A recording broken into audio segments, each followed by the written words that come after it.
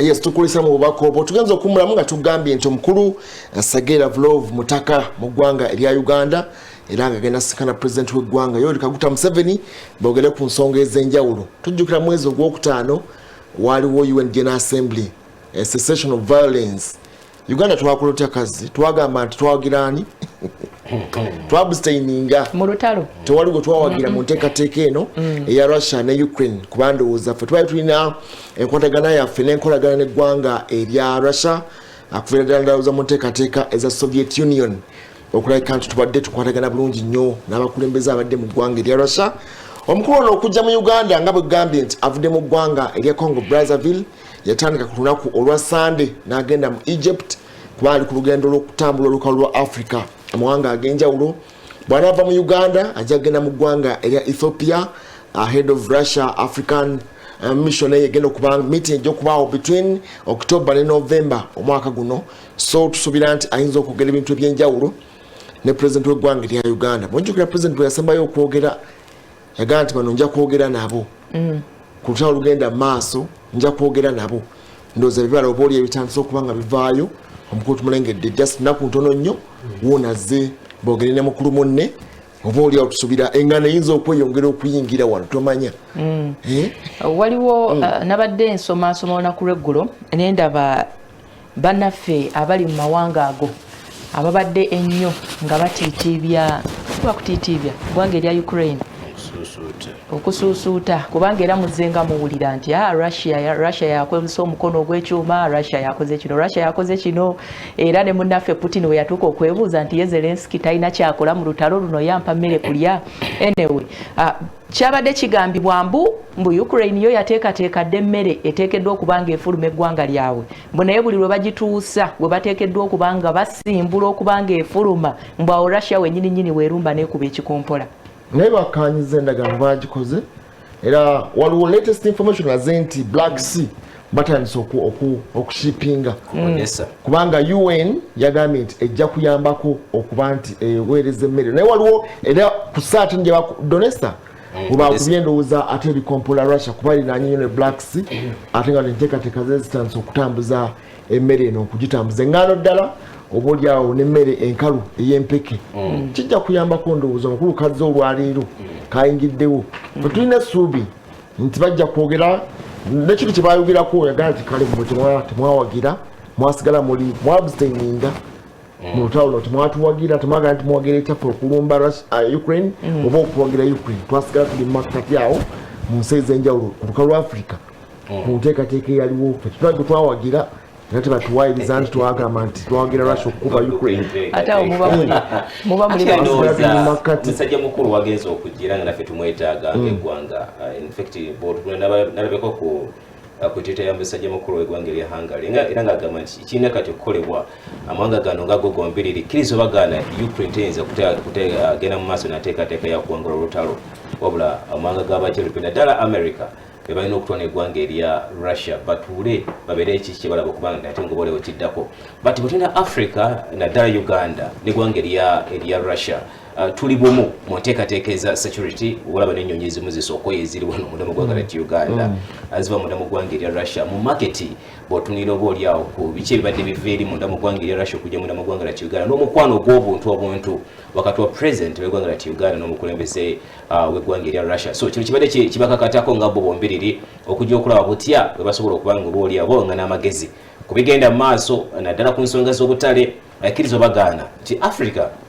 in fact Africa era nga bwe tubyogera nti 40% ku mmere y'ensigo muli eŋŋano muli kasooli eva mu ggwanga erya Russia netandika nate ogenda amawanga amalala. That's why olaba nti n'amawanga ag'enjawulo ag'enkizo gye badde bateekamu emaali n'okuyamba olaba eggwanga lya Egypt olaba yo agenda mu Congo yo kati ali mu Uganda kyesigeza nti yefa abamu ku bantu oba oliawo n'abatajjayo obwenyi butereevu mu nteekateeka nti gwogwawa ndowooza walaba ngeri statement ezazikolebwa ezajjajja zaali za kisajja kikulu nnyo naye ffe ng'abantu twali twagala ndowooza ntambula yeyabula tewawuliranga bali nga bagamba ffe batutwale wakiri tukasuka amayinja omwana ewaka tata waba government kino sikyagala gomwana boyagala otya jajja kati tata waffe ngala ababoda bepika abakasiti ezali films ezali zibawaga abaana abo naye nga jajja amanyi kyekigenda maaso ndowooza tuba kubayo naffe netujja omutwe netugamba tuli tiimu Ukraine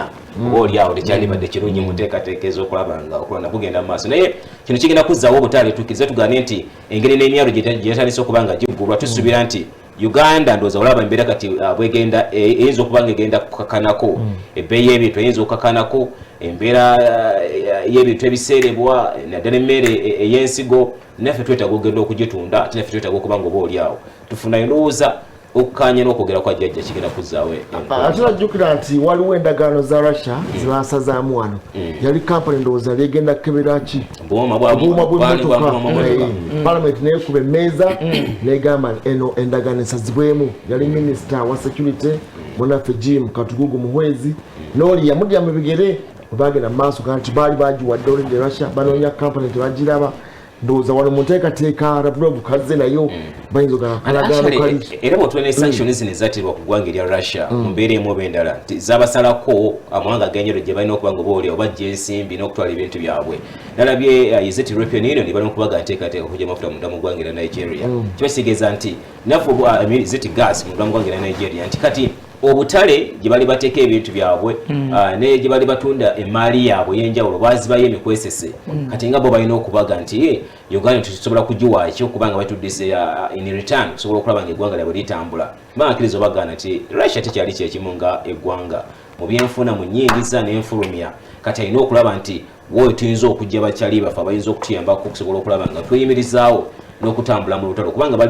n'abazungu bali tebakisuubira nti oba oliawo Russia netukakana akadde emyezi egigenda myezi emeka 65 okuba nga olutalo lukyayimiridde so bw'okiraba ekyo nakyo oba oliawo nakyo kino engeri gyekibongeramu okusobola okulaba nate nga musajja mukulu ajja alabe buti bayinza okuba nga bakoonana wanawali sobola kuba nga bafuna kiyinza okudda mu nsawo yaabwe byonna ebiriwo akadde kano ndowooza byoleka obubonero obw'okukkaanya mu bbanga eritali lyawala kubanga tukkirize tugaane sanctions zino zonna ezateekebwa ku ggwanga erya Russia bannaffe baneena abali mu mawanga ago agakolamu baali basuubira musajja mukulu ono Putin ndowooza okufukamira mu bbanga nga lya mwezi gumu naye nalabye nga ne Russia naye egamba nti kati egenda kubanga ekendeezaako 1 ku miwendo egya gas then n'ekyokubiri babadde balina enteekateeka ejjawo akakwakulizo ke baali bataddewo jjukira nti nawe babagamba nti sente zammwe zisigale eno tetuzeetaaga nabo ne bagamba nti okugula kyonna mu ggwanga lyaffe twetaaga mugule muki mu nsimbi zaffe kati nalabye nga nabo abalinga abapondooka okugjawo akakwakulizo ako akasente but so far emiwendo gyabadde gisaliddwako nga bagamba nti kati bakkiriza omuntu asobola okugula gas afulume Russia atagende mu mawanga amalala kati we tulaba zino enteekateeka zonna nga zitambula ziti ndowooza twongere okuba n'essuubi naye ekiriwo akadde kano nga tukyagenda maaso n'okuba nga tukkaanya nga twogeraganya ne bannaffe bano bannansi b'eggwanga erya Russia ndowooza ne Ukraine nayo yeetaagisa tuleme kukikwata kubanga olaba ssaawa zino tuzze tulaba ndowooza ekikyasinza okuleetera Putin okwongera okukaluba omutima kwe kulaba nti amawulire gonna gatunulira musajja mukulu yeye sitaani yeye mukubi yeye akola atya kakati ezo ensonga nazo zenga azeemulugunyako kati akadde kano okulwanagana we kubanga kuli wakati w'abantu ababiri tosobola kwogera na muntu omu yekka in fact ndowooza kano wali ku statement ya musajja mukulu we Japan gwe bakuba abe Shinzo